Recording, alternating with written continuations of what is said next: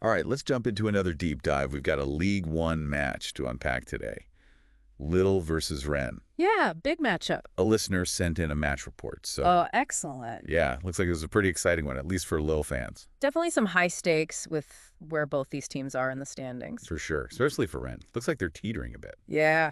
So before we get into the nitty-gritty, anything in the pre-match chatter that jumped out at you? Well, I mean, you can't ignore that 11-game unbeaten streak Lille brought in against Rennes, right? Yeah, that's pretty daunting. Has to play on your mind a bit if you're Rennes, don't you think? Oh, absolutely. I mean, that kind of record, it goes beyond just individual talent, does it? It makes you wonder if there's something deeper going on tactically. It's interesting, isn't it? Because looking back, Lille's had a lot of success disrupting Rennes' build-up play. Yeah, the report mentioned that. Lots of high pressing, forcing mistakes.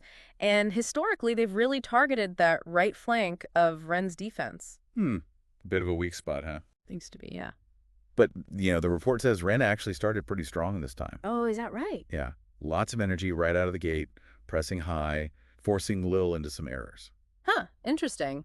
They must recognize that need to disrupt Lille early on. Exactly. So the question is, did they miss their chance?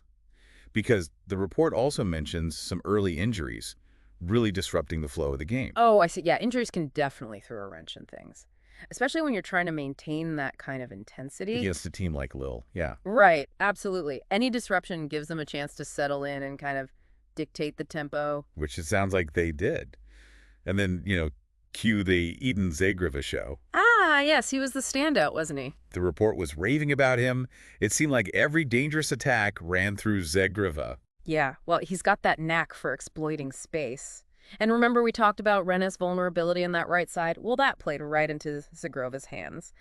That ability to cut inside, create those scoring chances, and then, of course, the goal right before halftime. Clutch timing on that one. Wasn't it? And I think that goal came right after David got fouled in the box, didn't it? It did.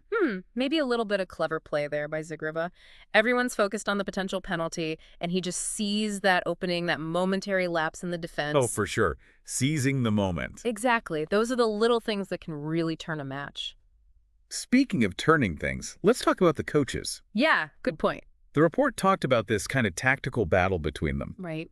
Did you see anything specific that really stood out? How did Lille manage to stifle Rennes' attack?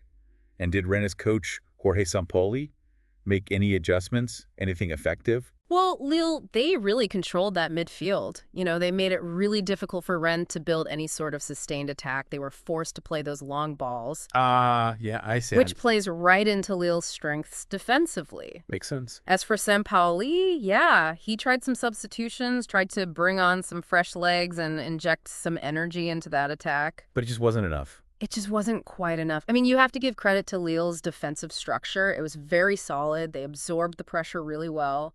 Frustrating day for Rennes, then. You could say that. Speaking of frustrating, the report goes into a few key moments, some real nail-biters. There was that disallowed goal for Lille, wasn't there? Oh, yeah, that was a tough one. A real heartbreaker for Lille, I'd imagine.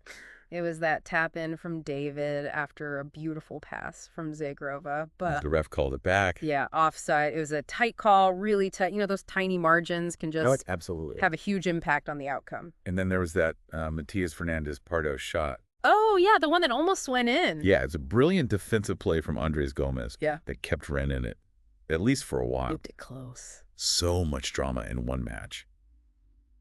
Okay, so looking at the bigger picture here, what does this result mean for both these teams? As we head into the final stretch of the season. Well, for Lille, it's huge. This win keeps them right there in that hunt for a Champions League spot. They're just 1 point behind Marseille. So they're still very much in it. Oh, absolutely. And they're playing with so much confidence, They're a serious threat. And Rennes? Rennes, not so good.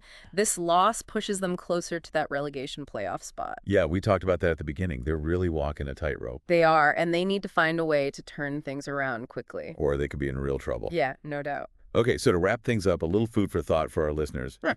Can Rennes break free from this pattern? Can they find a way to turn the tide in their next encounter with Lille? Or is this just a matchup that's destined to favor Lille? Well, that's the big question, isn't it? Thanks for diving into this with me. Anytime. We'll catch you on the next one. Sounds good.